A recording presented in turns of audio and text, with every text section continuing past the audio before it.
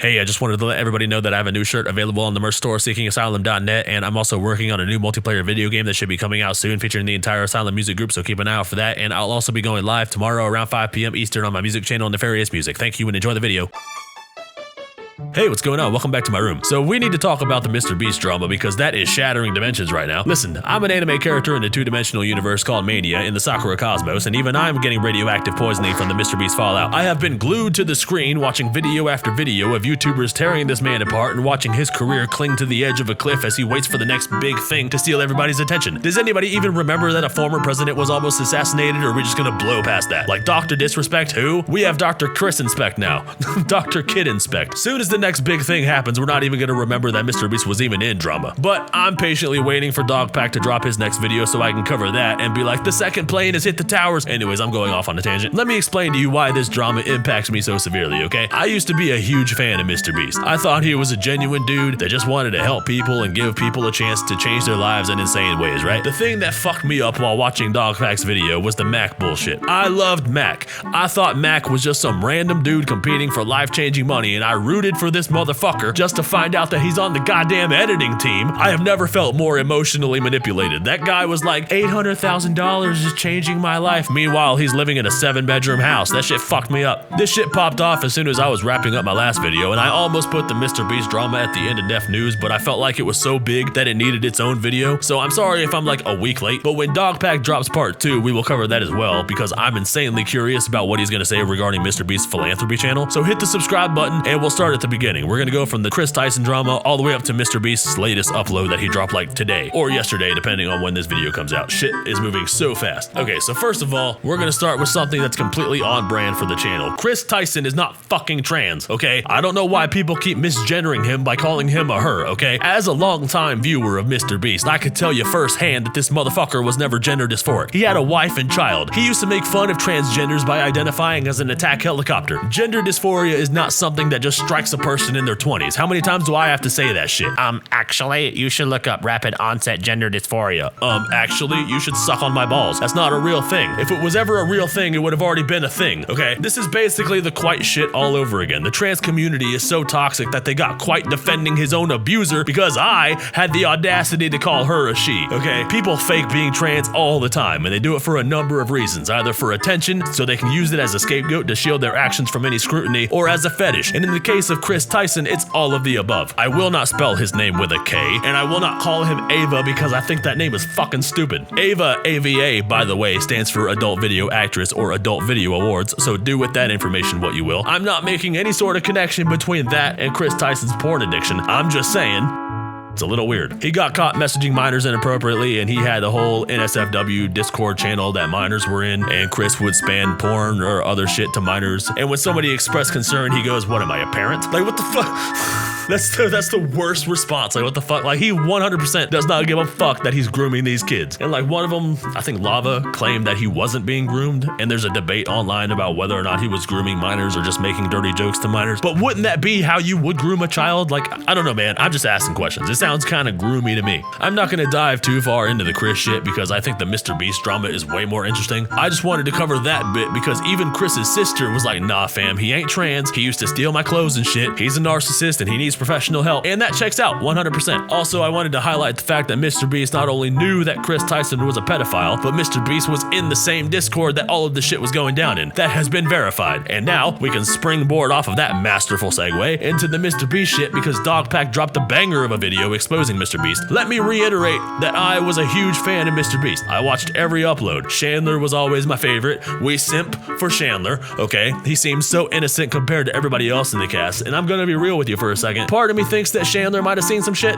There are people who compare MrBeast to the Antichrist, and even people MrBeast works with have been comparing him to the Antichrist and citing Bible verses and shit. I don't know, man. They might be onto something. We will get into that later, though. I'm just saying that there might be a reason that Chandler started reading Bible verses on TikTok. Motherfucker seen some shit. Anyways, I digress. I've been watching everybody talk about Dogpack's video, and if you clicked on this video, little old Nepharius, then you've probably watched enough commentary content to last a lifetime, so I will save you the unnecessary summary. Basically, the people who support MrBeast and love MrBeast are criticizing this video for saying things that are obvious, like the amount of CGI being used and the jokes and the raccoon being a paid actor. And while I admit that being under your bed, wide-eyed and dilated at the beginning of a video exposing the largest channel to ever hit the platform might not be the greatest way to seem mentally stable right off the bat, this is an hour-long video and he has to keep it entertaining to a degree with jokes and hyperbole. I don't even think that he would have added the CGI and post-production stuff to this videos if Jimmy and Friends didn't harp so much on being a real channel that doesn't fake anything. He says it over and over again. Nothing's fake, nothing's fake, nothing's fake, it's all real. Okay, so then what's all this then? You can't get a real bus to spin its tires, you gotta CGI the shit, and y'all are just okay with him being a liar, like skewing game results and deceptively editing his videos to favor certain people and filling spots with his own employees and then showing them a particular bias as long as they're entertaining. Paying this guy double the prize money just to leave? Like, come on. 500,000 split 100 ways, that's $5,000, and this guy is being paid $10,000 to leave early and fuck over a bunch of strangers. Why would he not take it? This is why people think MrBeast is the Antichrist. Assuming these videos are real, he's getting regular people to reveal their true colors in exchange for a little bit of extra cash and then signing away their rights to do anything about it. Like, look at this video, for example. MrBeast brings a person in, gives them 2 buttons. He puts $10,000 in front of a person and says, okay, you can push this button to take all $10,000, or you can push this button to split it with a stranger behind the glass. And of course, it all seems like a harmless game when you have these bright pink and blue colors and everybody's laughing until you look at it from this person's perspective and this shit just feels weird. Like, damn, nobody's helping me out. Like, this one guy looks directly into the camera as he shovels money into the bag, looking like just an absolute menace. Like, MrBeast brings out the worst in people. And that's not including all the times people are getting hurt and dragged off the set, and MrBeast cares more about filming than he does about filling up all the nearby hospitals to capacity. I put 100 people in the hospital and the first one to make a full recovery wins $10,000. The gambling shit for kids though, dude, and the festival scams,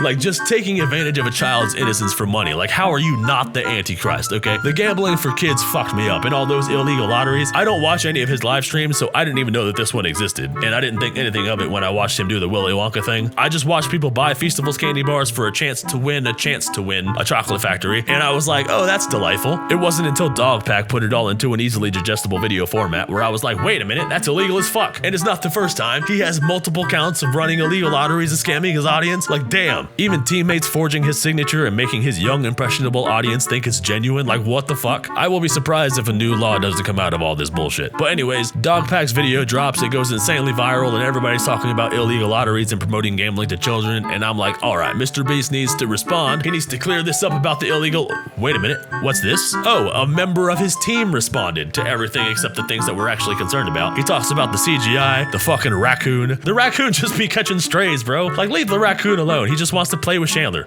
Basically, they're trying to discredit Dogpack by claiming that he was fired for erratic behavior, which wasn't helped by the intro to the video, but whatever. The evidence that he put together kind of speaks for itself, so even if he was erratic and high on shrooms or whatever, the evidence is from MrBeast's channels, and instead of refuting any of it, the MrBeast company is just deleting shit and acting very suspicious. Like, if I was being accused of something that wasn't true, I would be showing the evidence and making a response video to save my image and brand. If I was truly innocent, I would not be deleting the evidence and remaining silent, which is the path that MrBeast seems to be choosing. He's been deleting live streams, clipping out video footage and all that shit. It's very sus, and it stays going. Dogpack mentioned on Twitter that MrBeast has been sending him cease and desists from 2 different law firms, claiming that he violated the NDA and is revealing company secrets and defaming Jimmy and ruining reputations and all that bullshit. And Dogpack posted it and was like, alright, prove it then, pussy. All you've been doing is deleting shit with your bitch ass. Dogpack's video wasn't anything from the inside. It was more akin to investigative journalism. Everything that he put together in the video could be found in a MrBeast video, unless he's talking about this clip here at the beginning. You know, there's a big emphasis at the company of like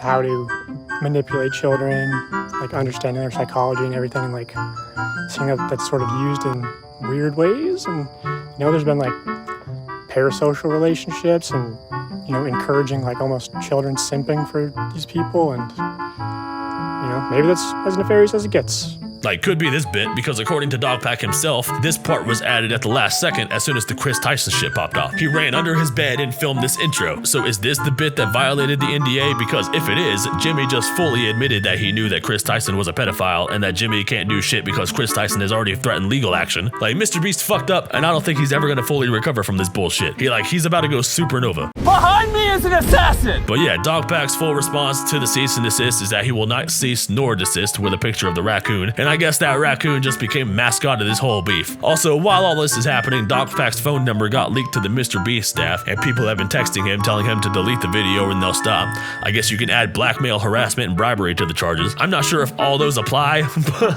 but they feel like they should. This text right here was a breh moment, right? Oh my god, Dogpack, Jimmy is gonna hire a private investigator to look into your every move and you should delete this video so it'll all be over. Like bruh. It's very strange. It's very, very strange. Like, clearly Jimmy is panicking, but he must not be panicking all that much because he uploaded literally today with this thumbnail, I guess symbolizing how radioactive his channel is now, and it got ratioed all to hell. MrBeast's team is sitting there refreshing the comments and just deleting everything that isn't positive. Like, it has a 50% like to dislike ratio, and it's just getting brutal. But obviously they can't sit there and refresh forever. There are way more audience members than MrBeast staff, and they will happily sit there on every upload and call you out until the end of time. Like, MrBeast is fucking cooked, and I genuinely cannot wait until Dogpack drops his next video. I'm subscribed and waiting in the wings to break this down with y'all. This one was just more of like a video about my thoughts regarding the entire subject. I didn't want to do what everybody else is doing and just break down the same moot points. I'm sure we've all been watching the same videos. It's been a week already. We can wait for Dogpack to drop and then we can watch part 2 together. So thank you guys so much for watching. Be sure to like, comment, and subscribe for more videos like this one. And you can go to seekingasylum.net to play my game or cop some sick merch. You can hit the join button down below to become a member of the channel, follow me on Rumble, or go to my music channel at Nepharius Music to check out some tunes that I make in between uploads, and I'll see you in the next video. I've been riding around town, blowing loud with the window down. Oh shit.